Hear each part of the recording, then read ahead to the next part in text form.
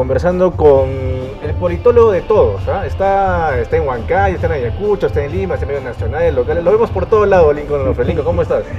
Bien, bien, gracias Chuchi por la invitación. Y nada, son cosas del trabajo que nos hace viajar un poco y conocer un poco más el Perú, ¿no? Lincoln, quiero empezar con el tema de Yuri Gutiérrez, la gestión municipal. Coméntanos, ¿cuál es tu análisis en este último año de Yuri Gutiérrez? Bueno, creo que es una constante en el alcalde Yuri Gutiérrez de apostar por cosas mediáticas, importantes sin duda, ¿no? Como el caso de Mama Angélica. Sin embargo, no resuelve los problemas de fondo. El caso de Mama Angélica es un tema puntual, específico, absolutamente de justicia. En el caso de la Odebo también es un tema coyuntural porque no estaba, hasta donde yo sé, no estaba dentro de los planes del señor Yuri Gutiérrez, sino además que se presenta la oportunidad y de alguna manera trata de aprovechar eso para ganar réditos, ¿no? Pero a la luz de los hechos también vemos que en esencia todavía no tenemos nada, es como que todavía está en proyecto, en proceso. Y el caso de Uchipampa, bueno, es un tema que se debió haber resuelto no solo desde esta gestión, sino desde antes para poder ver de qué manera resolvemos un problema muy importante como es el tema del relleno sanitario, ¿no? Ahora, pero el tema del relleno sanitario en particular, Lincoln, y el tema del agua también, tú recordarás que hace 10, 11 años tuvimos un problema en Ayacucho, nos quedamos 5 días sin agua y fue todo un caos y la población reclamaba, criticaba, pedía de que se hagan obras, canales paralelos y no pasó nada. Lo mismo pasa con Chuipampa, ¿no? O sea, el alcalde dijo que ya firmamos un acuerdo de la Pipa de la Paz por un par de meses, pero esto ya le cargó a la próxima gestión. ¿Cómo va a resolver la próxima gestión esta bomba de tiempo? Bueno, yo creo que aquí hay una ausencia absoluta, no solamente de este alcalde, sino de los anteriores y probablemente los que vienen, por la manera como va presentando sus propuestas, sus planes de gobierno, hay una ausencia absoluta de planificación. Entonces, Uchipampa no es el único espacio donde podría desarrollarse de alguna manera el problema del relleno sanitario, sino ver otras posibilidades en el supuesto de que esta comunidad no acepte, ¿no? O no llegue a acuerdos que beneficien a las partes. Eso no existe. Entonces, como esto es un sinfín de problemas, y como bien comentas, pues son temas coyunturales que, más que apagar el problema de fondo, lo que hacemos es apagar incendios, ¿no? Y eso, Marat, no da mayor reflejo de hacia dónde estamos apuntando como gestión, ¿no? Lincoln, el tema de los Juegos Bolivarianos, tú lo has precisado perfectamente, no estaba en la agenda de esta gestión, llegó de un momento a otro, llegó de chispazo, a alguien se le ocurrió y en fin, lo tenemos a los Juegos Bolivarianos para el 2024. Ya se pagó, tenemos entendido que incluso ya conformaron su comité deportivo, ¿no? Que lo va a presidir el Comité Olímpico Nacional, y que muchos han alzado la voz de protesta, sobre todo espartanos, ¿no? Indicando de que ¿por qué? ¿Por qué no es posible que Lima maneja esta comisión si lo debería manejar Ayacucho? ¿Tú crees que es necesario los Juegos Bolivarianos teniendo necesidades más urgentes? Bueno, que acá hay dos cosas. En principio, ¿por qué lo maneja Lima? Porque es el que tiene el presupuesto. En segundo lugar, hay problemas más urgentes como el ordenamiento de la ciudad, el ordenamiento territorial, que en estos 4 años no se ha hecho mucho en ese sentido. Tenemos problemas con las discotecas, tenemos problemas ahora con la cuarta ola del COVID, tenemos problemas eternos como el tema de la seguridad ciudadana. Se ha hecho absolutamente nada por esos asuntos. Entonces, a veces es mejor que lo tenga otra organización, inclusive fuera del territorio huamanguino, para que de alguna manera podamos encontrar resultados, porque ellos son los que manejan el presupuesto. Nosotros no tenemos, en mi opinión, no hay capacidad aquí logística para este tema. De hecho, tanto así que más bien la autoridad debiera aprovechar la oportunidad para contribuir justamente a ese tema de los Juegos Bolivarianos, en el cual yo personalmente tengo muchos reparos. Aún así, viéndolo de manera positiva, la autoridad local debería más bien promover toda la infraestructura urbana, ¿no? La disposición de las vías públicas, de los espacios, de tal suerte que sea atractivo pues, para los visitantes que vayan a venir, ¿no? En el marco de la Odebo. Y eso no existe. Tenemos tráfico vehicular, tenemos inseguridad, tenemos discotecas abiertas por todas partes. Ese caos va a pasar la factura. Lo que va a mostrar es una ciudad caótica que, en buena cuenta, por alguna situación, por alguna externalidad, se ha visto favorecida, entre comillas, con la realización de estos Juegos Bolivarianos, ¿no? Lincoln, ¿tú crees o estás seguro que los candidatos en las elecciones del 2 de octubre puedan generar de que los Juegos Bolivarianos no sea parte del plan de gobierno o de gestión o de la prioridad de las próximas autoridades? ¿Tú crees eso? Yo creo que sí. No sé, ¿cuál es tu opinión? Yo creo que aquí va a haber una continuidad, por lo menos en 2 o 3 candidatos respecto a ese tema de infraestructura, sobre el tema de la Odebo, Pero esa continuidad se da, creo yo, principalmente, ¿no?, porque tienen el mismo enfoque de gestión pública. No voy a decir nombres, pero al menos he escuchado a 2, 3 candidatos que van en esa misma línea. Los otros candidatos que están postulando, en verdad, no lo han visto como prioridad, no lo están tomando como un tema serio. Seguramente lo que va a suceder es poner en piloto automático este tema, pero no hay mayor interés en ese sentido, ¿no? Lincoln, el tema del agua es un problema que lo tuvo Huamanga, que lo tuvo básicamente los distritos metropolitanos, incluso la provincia de Huanta, sobre todo el distrito de Huanta, hace más de 10, 11 años, con ese tema de la caída del canal del río Cachi, que nos dejó 5 días sin agua a toda la población. ¿Por qué crees que hasta ahora, y yo recuerdo que hemos platicado esto muchas veces en entrevistas anteriores, hasta ahora ningún candidato, ninguna autoridad ha tomado ese tema de importancia? ¿Están esperando algo mayor, un terremoto, algo que nos pase realmente fuerte para que recién tomen medidas al respecto? Este tema no solamente pasa por un problema municipal. Yo creo que hay 3 actores aquí fundamentales que debieran coordinar y gestionar de manera planificada. Y es la palabra clave para mí en estos 4 años que ha sido ausente. El tema de la planificación. ¿Qué es lo que está haciendo la municipalidad? ¿De qué manera contribuye o aporta en ese sentido el gobierno regional? Y de qué manera también esto se articula, ¿no?, con los intereses, con las prioridades, por ejemplo, del Ministerio de Vivienda, ¿no? El Ministerio de Vivienda tiene presupuesto destinado a la gestión del agua, ¿no?, al alcantarillado. Sin embargo, ¿por qué no tenemos eso desde hace 4 años aquí para implementar adecuados sistemas, ¿no?, de drenaje y también de agua, ¿no?, de agua tratada, de agua potable? Entonces, esas situaciones hacen ver pues que volvemos al mismo tema, no tenemos una mirada clara, ¿no?, de mediano o largo plazo sobre estos problemas, y lo que aprovechamos son las oportunidades. Digamos, el Ministerio de Vivienda tiene por ahí un fondo para contribuir a la construcción de redes de agua, ¿no?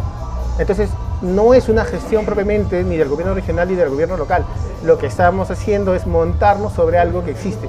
Pero tenemos proyectos de inversión pública, y sabemos cuánto presupuesto necesitamos, sabemos exactamente qué cantidad de población, cuáles son los barrios, las cuadras que necesitan agua, sabemos cómo estamos gestionando el agua, tenemos alguna relevancia a nivel urbano sobre la gobernanza del agua. O sea, nada de eso existe. Y esto no se va a solucionar si solamente el alcalde lo piensa. Y lamentablemente aquí hay 2 problemas. Por un lado, dejamos toda la responsabilidad solo al alcalde, pero por otro lado también solo el alcalde lo quiere resolver sin un marco de gobernanza, sin un marco de acción colectiva entre todos los actores. Acá no los involucran más que para la foto, para los aplausos, para el discurso. En los hechos no hay, ¿no?, un trabajo de gobernanza coordinado, articulado con la población y tampoco con los 3 niveles de gobierno.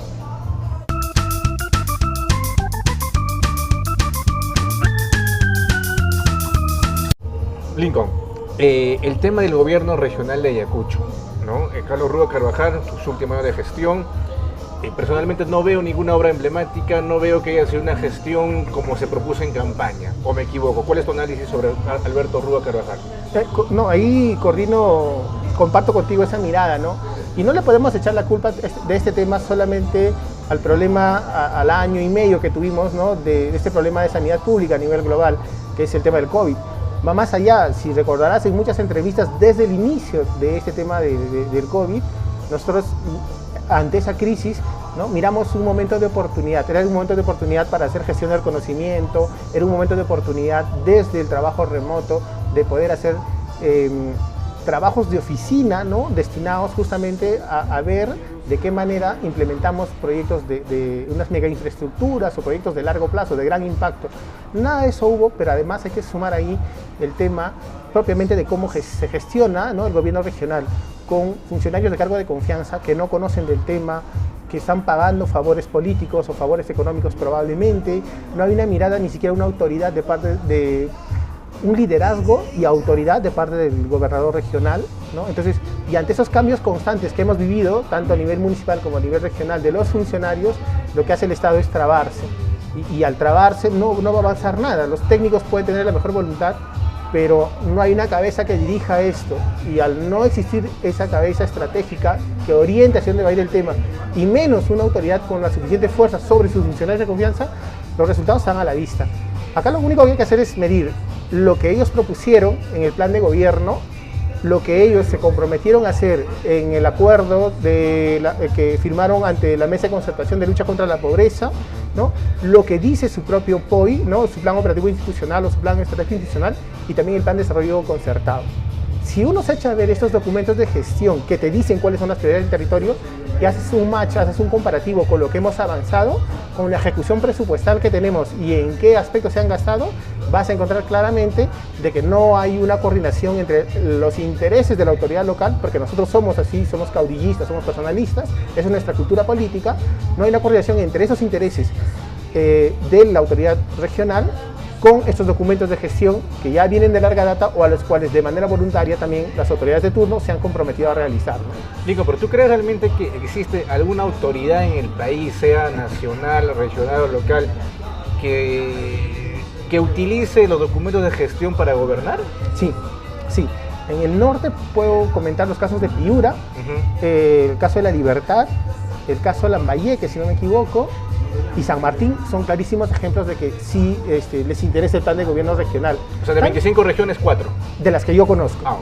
De las que yo puedo decir, esto es porque tuve la oportunidad de participar, por ejemplo, en la elaboración del Plan de Desarrollo Concertado Regional de Piura, de La Libertad, y de San Martín. Son experiencias, sobre todo el de Piura y La Libertad, que me llamaron muchísimo la atención porque convocaban a las organizaciones sociales, a los empresarios, y ellos tenían voz, ¿no? y poder de decisión sobre el contenido del plan de desarrollo.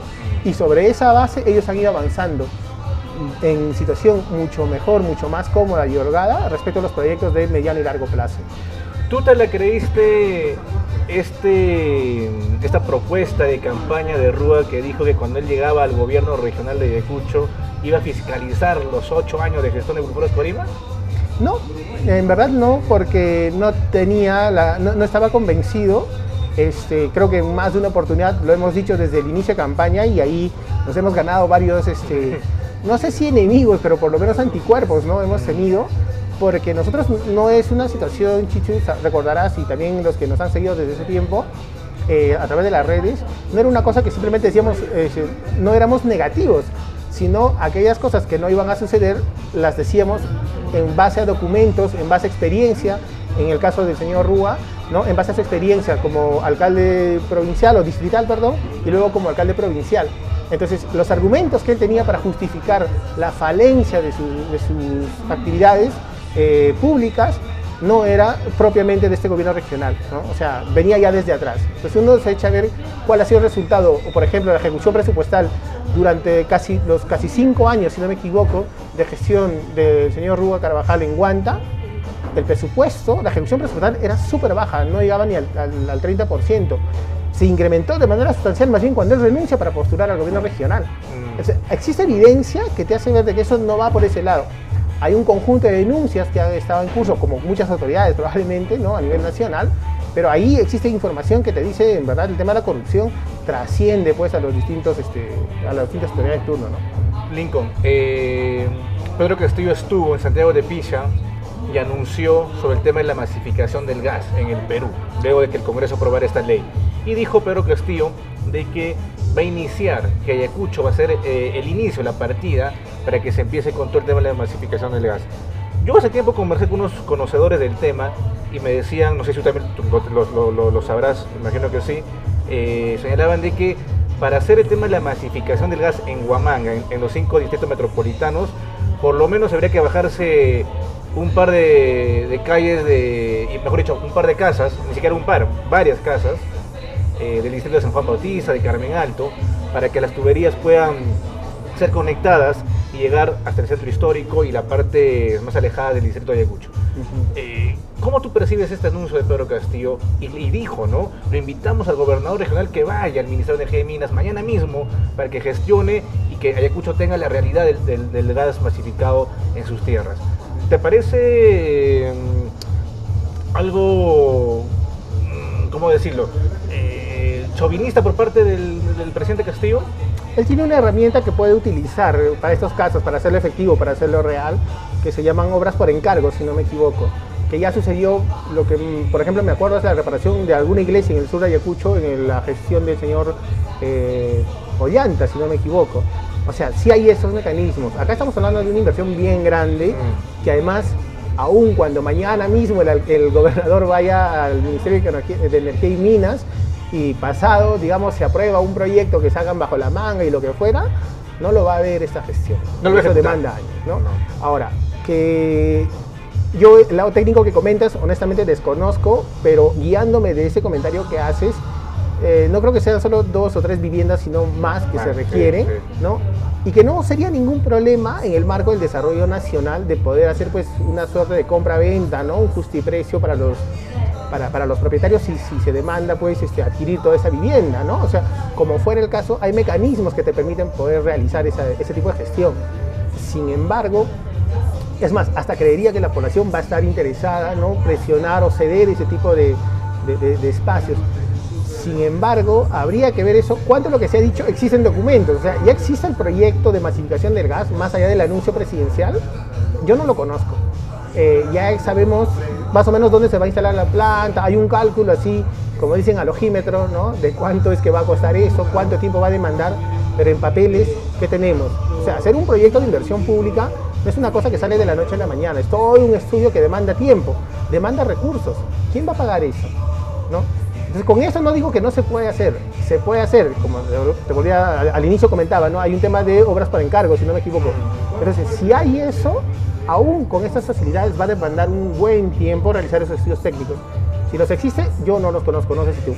Sí, definitivamente. Pues Corima en su gobierno lo anunció también que ya llegaba la masificación del gas y que en cada hogar íbamos a tener gas, incluso Ollanta también lo dijo.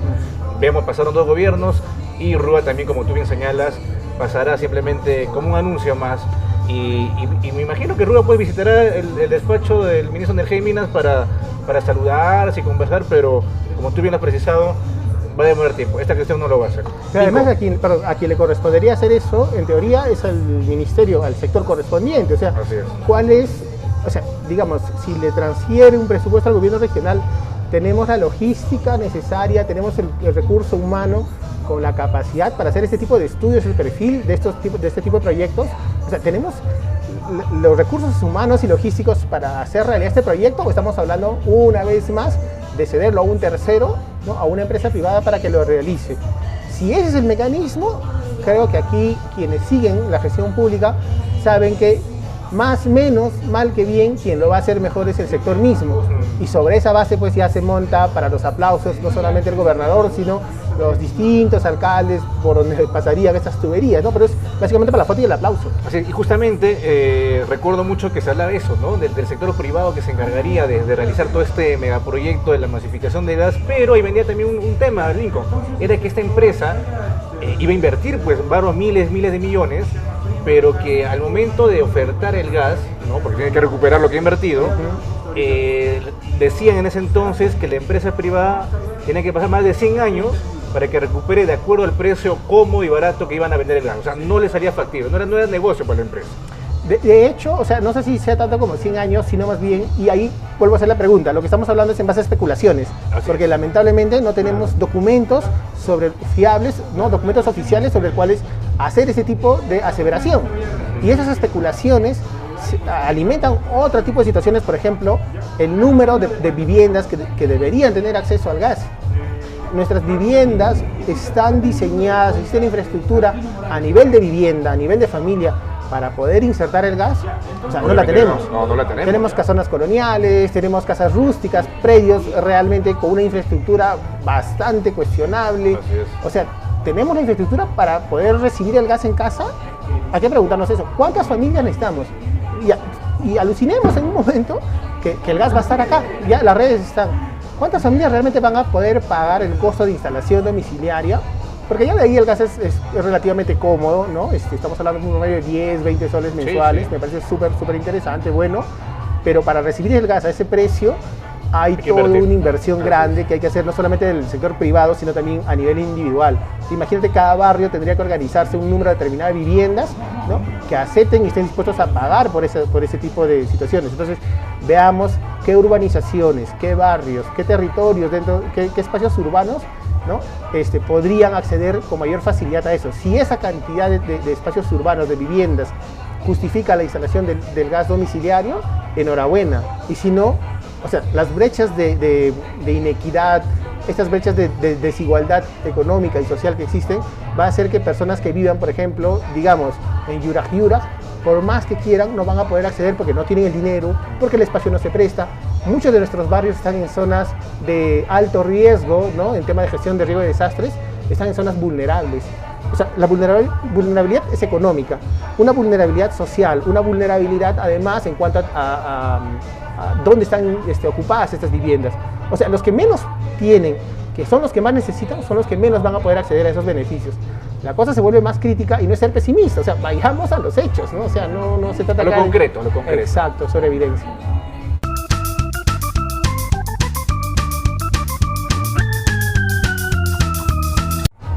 De las elecciones regionales y municipales, ya estamos a pocos meses. ¿Tú sientes, bueno, yo percibo que es unas elecciones muy muertas? Hasta el momento nadie se anima a salir a la palestra, a los medios, no vemos como las mejores épocas del 2010 entre Neira y Oscorima, las camionetas por las calles, las banderas. Yo siento que la fiesta electoral está apagado. ¿Tú lo percibes de esa manera?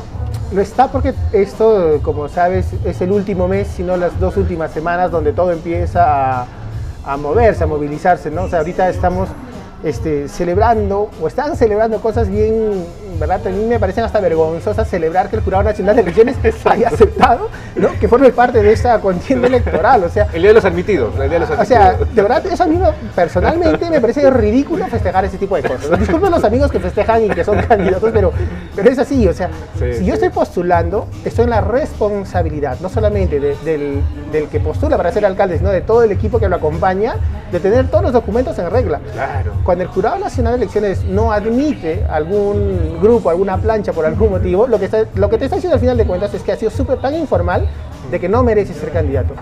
Y los que han pasado esa valla, en verdad tampoco es para celebrar, o sea, es como que aplaudamos a nuestra edad por saber atarnos los zapatos, o sea, y ahí vamos un ridículo ahí, ¿no? Sí, o sea, sí. Disculpen, pero yo lo creo así No, desde que lo he visto. Comparto contigo. O sea, por un lado. 2, yo celebraría, o sea, uno es eso, desde los candidatos, desde los ciudadanos, no estamos todavía interesados en los planes de gobierno que ya deberíamos estar demandándolos. Estos planes de gobierno, he visto muy pocos candidatos, además uno de ellos que van a sacarlo parece de carrera, o si es que ya no lo han sacado, ¿no? Solamente he visto a un candidato regional, ¿no? Estar interesado en elaborar un plan de gobierno, una propuesta de plan de gobierno de manera concertada con la población. Más o menos lo ha estado haciendo ahí, y además que esté alineada con los planes de desarrollo concertado. Eso nunca lo he visto y era la primera vez. ¿Nos puedes decir qué movimiento? No. ¿O candidato? Porque luego lo que pasa es que luego acá dicen pues que uno quiere favorecer a uno u otro. En verdad sí me gustaría, no lo voy a negar, no en el sentido que gane, sino me gustaría decirlo para que reconozca la persona. Pero creo que no ese es el momento, ¿no? Pero ya, no creo que sea el que se reelige, ¿no? No, eso no. Tampoco el ex gerente tampoco. No. Él es funcionario de... Mejor dime, así te voy a tener que decir por un lado, ¿no? O sea, no va por ahí. El otro tema también es que yo creo que todos los candidatos debieran ver, en el caso del gobierno regional y el gobierno metropolitano de Ayacucho, debieran tomar muy en serio la propuesta, el plan de acuerdo, plan de gobernabilidad, no recuerdo el nombre exacto, de la Mesa de Concertación de Lucha contra la Pobreza, porque en mi opinión, mal que bien, ese es el único documento que ha sido elaborado por distintos actores del territorio, cosa que no ha sucedido ni con el plan de desarrollo concertado, cosa que no sucede con los planes de gobierno, nada. Ese para mí es un documento el más interesante, el más sostenido, que debieran todos mirarlo y sobre esa base trabajar. ¿Y podríamos decir que es el documento más real de la región de Ayacucho? Sí. Aunque no lo cumplan, es el más real. Primero porque es un trabajo colaborativo. 2, que mal que bien te está diciendo cuáles son las necesidades que requiere el territorio a nivel regional o a nivel metropolitano, distrital, provincial, lo que fuera. Eso es lo que te está diciendo ese documento. Y 3, que sobre esa base uno puede medir, ¿no?, lo que realmente se va a hacer hacia adelante. Porque yo no puedo venir, pues, como ya sucedió, ¿no?, a nivel municipal, a proponer hacer teleféricos, ¿no?, cuando en verdad no miro mi presupuesto, cuando no miro la realidad, cuando no miro que en el suelo se puede solucionar los problemas antes que mirar al cielo, y ese tipo de cosas. O sea, o cuando tenías algún candidato anterior que prometía, no sé, un tren de conectividad, ¿no?, de aquí a Purímac, a Ica, ¿no?, ¿con qué presupuesto? O sea, ni gastándose el 100% del presupuesto de los 4 años, o sea, lo iba a lograr. O sea, ese tipo de discursos, ese tipo de propuestas en verdad son hilarantes y que le hacen gran daño a nuestra sociedad. Lincoln, en el tema de las elecciones del ámbito regional, hay candidatos no sorpresivos, la verdad. Está Richard Prado, también se encuentra Wilfredo Escorima, se encuentra una candidata de Perú Libre también que está postulando. Y imagina que ni me acuerdo los demás candidatos porque los más visibles son ellos dos, ¿no? Para serte sincero, porque Ronald Pichardo está en duda todavía, pero estos dos nombres que te he mencionado, queramos o no reconocerlo, son los más visibles ante la población. ¿Tú crees que el pueblo ayacuchano, el pueblo sufrido, el pobre pueblo, el que votó contra la corrupción, etcétera, etcétera, hace un año, le dé su respaldo a Wilfredo Escorima el 2 de octubre? Mira, es que yo creo que en cualquier escenario, y no me voy a referir exclusivamente a Wilfredo Escorima, sino a la gestión y a la herencia de Wilfredo Escorima, en cualquier escenario gana eso. ¿Por qué lo digo? Yo recomiendo a quienes nos están viendo a través de las redes, a través de Ensartes, revisar un artículo de Omar, bueno, no me acuerdo el apellido, de la mesa de concertación. Sí, ¿Ya? Omar Rosell. Él hace un artículo interesante que, sin proponérselo, evidencia algo muy importante, que es sobre los candidatos. Más allá de la agrupación política, que puede ser Guarillacta para el caso de Escorima, puede ser cualquier otra agrupación política, lo que te vas a dar cuenta es que tienes exfuncionarios, exayayeros, ex perseguidores, es hinchas, ex militantes, es fanáticos de Escorima, están ahí como candidatos, tanto al municipio como al gobierno regional. Entonces, y opositores también, ¿no? Sí, y que ahora están dentro de su movimiento. Pero principalmente me refiero a las personas que han acompañado esta gestión. Claro, exacto. Escorima ha sido denunciado, ha tenido todo un proceso que además lo ha llevado a la cárcel por temas de corrupción, de malversación de fondos. Entonces, de alguna manera el señor Escorima, ante el consciente colectivo, ¿no? Tiene la gestión del señor Escorima está asociada a la corrupción. Hay un vínculo muy fuerte ante la imagen de la sociedad. Gane él, lo que va a hacer es consolidar esa mirada. Si gana otra agrupación a nivel regional o a nivel municipal, metropolitano, solamente por poner ese ejemplo en Huamanga, hace lo mismo. Porque tienes a candidatos a la alcaldía o tienes a candidatos al gobierno regional que han pasado por parte de ese proceso, han formado parte de ese equipo en una gestión de corrupción. Entonces, por eso, para mí, si las elecciones regionales y municipales pasadas ya eran críticas, estas son caóticas. ¿Qué veo hacia adelante? Y no lo digo con pesimismo, sino sobre esta base que te comento, es que estamos escogiendo a esa manera de gestionar, a esa manera de gobernar muy ligada a la corrupción en cualquier otro frente. O sea, veamos, digamos, no sé si Jatuntarpu, por ejemplo, está postulando al gobierno regional. ¿Gana Ayacucho? Gana Ayacucho. Estamos viendo al candidato del agua para las municipales. O sea, son personas que han pasado por esa gestión, han pasado por ese equipo de corrupción. O sea, ahí están, ¿no? O sea, veamos en otros grupos. O sea, son dos agrupaciones que ahorita las recuerdo, pero tú miras a cualquier otra agrupación, están en la misma cuerda. Entonces, si no escoges a la figura más visible de la corrupción, lo que vas a hacer, lamentablemente, es escoger al equipo que ha formado parte de esa corrupción. Entonces, eso es lo caótico que nos toca vivir ahora, ¿no? Ahora, y a mí, Lincoln, me causa mucha curiosidad ver nada menos que al ex consejero Víctor Pillaca, ex consejero de Huamanga por Alianza para el Progreso, que en la última, que el año 2014 era opositor acérrimo, ¿no? De Wilfredo Escorima, acérrimo, no lo pueden ni ver ni en pintura. Fue el que le hizo la jugada a Rubén Loaiza junto con Chaupín. Fue el que cogobernó con Julio Sevilla cuando Sevilla asume la encargatura, contrario a Wilfredo Escorima, y hoy lo vemos como su candidato del distrito de San Juan Bautista por Guarillacta, y se ha convertido en uno de los hombres favoritos por el apellido Pillaca, que también tiene Efraín Pillaca, cercanísimos a Wilfredo Escorima. ¿Tú entiendes esa lógica del encuentro entre la oposición y el crítico y el criticón? Ya, pues que ahí el tema es, el asunto pasa por el tema del clientelismo, el clientelaje, ¿no? O sea, te das cuenta que aquí todos están amarrados. En este momento no tengo las evidencias para mostrarlas, pero creo que cualquier persona interesada en los asuntos políticos y públicos de la ciudad saben que no solamente a nivel regional y local, ni siquiera a nivel de los políticos, hay una suerte de compadrazgo, ¿no? Tácito, de que no importa quién entre, pero este fantasma de la corrupción se sigue moviendo, ¿no? Esta empresa de la corrupción se sigue moviendo, más allá de quién ascienda, más allá de quién llegue. Los enfrentamientos que encuentras ahora son coyunturales, ya lo hemos visto proceso tras proceso. Eso nos hace ver además que va más allá de eso. O sea, uno mira el Poder Judicial, uno mira las otras instituciones como el Ministerio Público, estamos en la misma cuerda.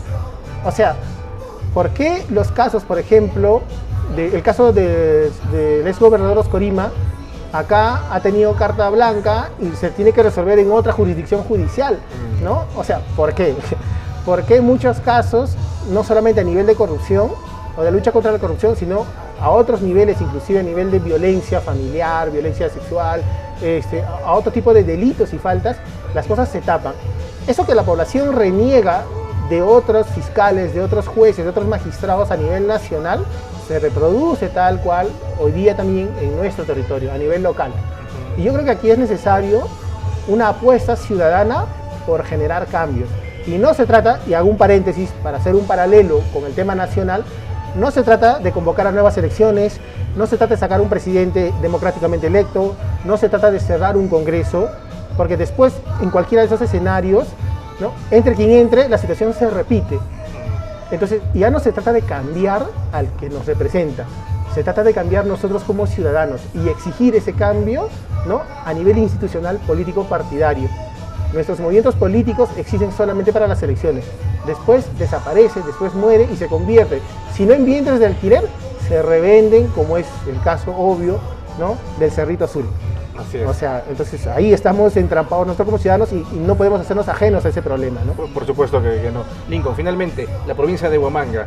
Hoy te cuento, estuve viendo un medio de alcance nacional y en la pantalla apareció una persona mayor y abajito, si no me ponían el rótulo, yo no sé quién era.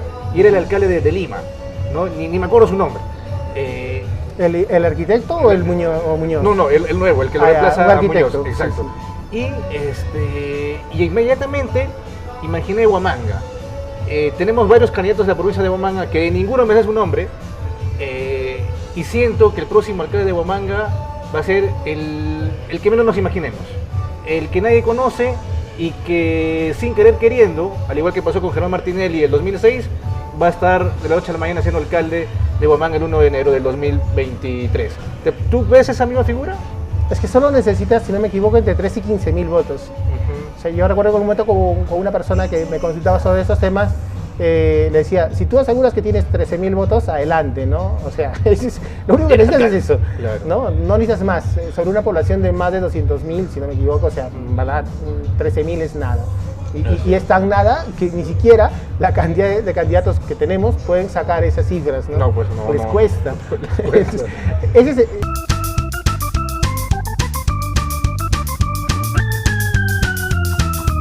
Pero aprovecho de esto que comentas sobre el nuevo alcalde de Lima, que hizo una propuesta de mirar Lima en 5 provincias y no en este retaseo de más de 12, 15 distritos metropolitanos.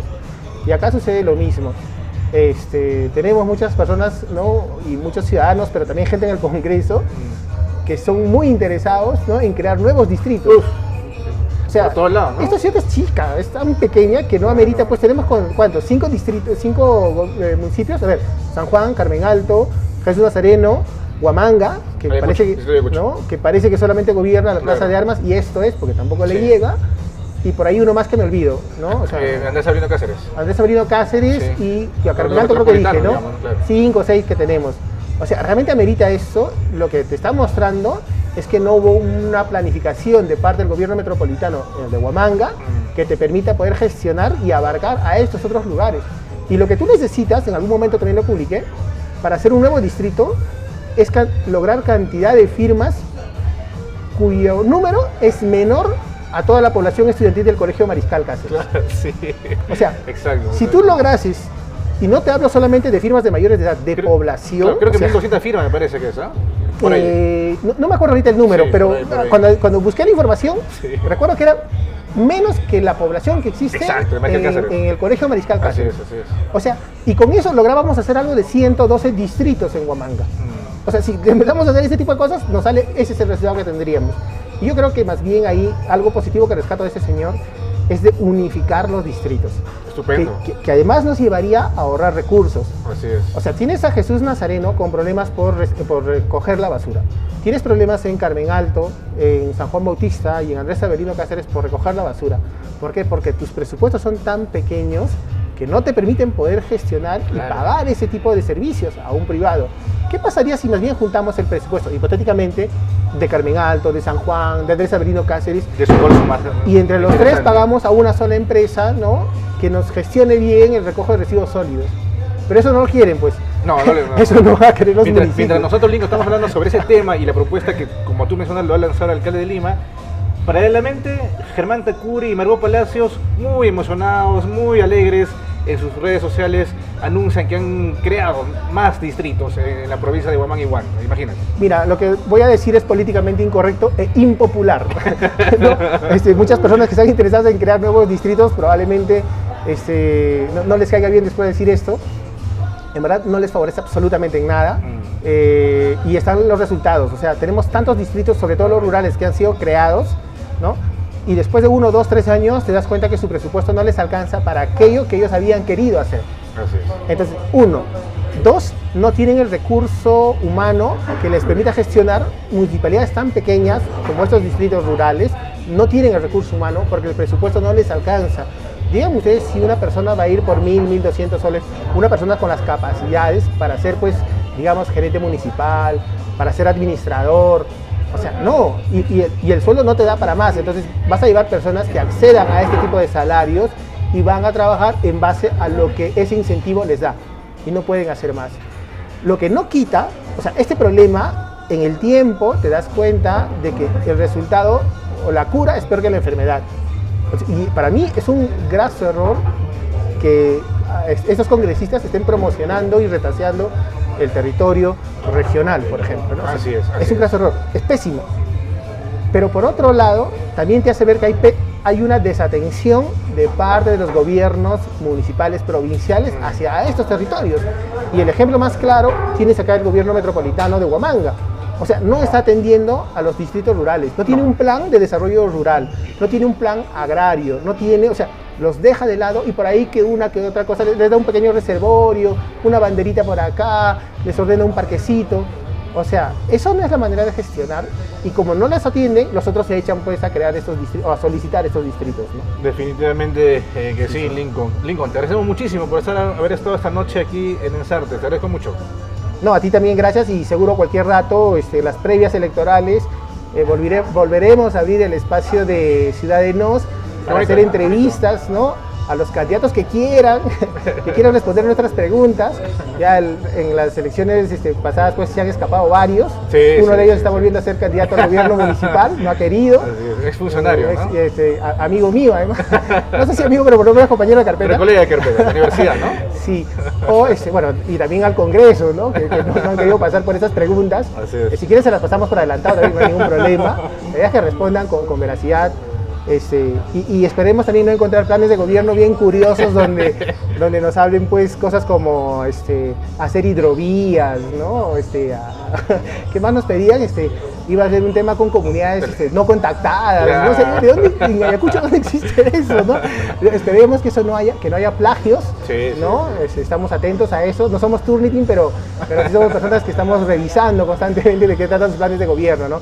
Y que también, tanto la población como los candidatos, y con esto cierro, Chichu, que no estén pues prometiendo cosas a la población que no van a poder cumplir, no porque ellos no quieran, ¿eh? No porque ellos no tengan voluntad, sino porque el presupuesto no les da. Exacto. Revisen cuánto es el presupuesto anual que tiene cada gobierno territorial, regional, provincial, distrital, y sobre la base de eso propongan, ¿no?, cosas reales que realmente vamos a poder hacerlas en 4 años. Así es. Así es. Fue Lincoln Marcelo Onofre Lagos, el politólogo de todos, el politólogo de todos los medios de comunicación, estuvo aquí en Ensarte. Chao, gracias.